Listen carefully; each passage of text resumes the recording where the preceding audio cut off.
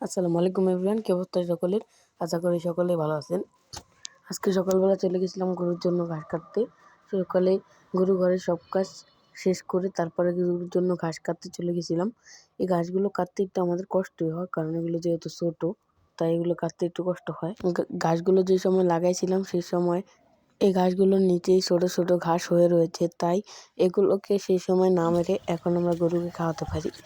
অনেকটা ভালোই হয়েছে, কারণ ওই ঘাস শেষ হওয়ার পরে এই গাছগুলোকে আমরা খাওয়াই এখন।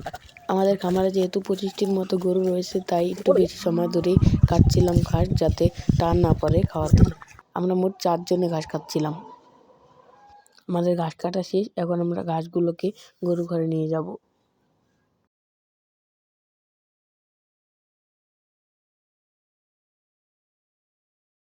এখন আমি ঘাসগুলোকে পাইপের উপর সাজিয়ে দিচ্ছি, জানি তারা নিতে পারে। তো আমি সাজিয়ে দেবো এবং তারা নিবে। আমার সাজানো শেষ, এখন তাদের মাথায় উঠিয়ে দিচ্ছি, তারা নিচ্ছে। এবং আমাদের জন্য সকলে দোয়া করবেন। এ পর্যন্তই।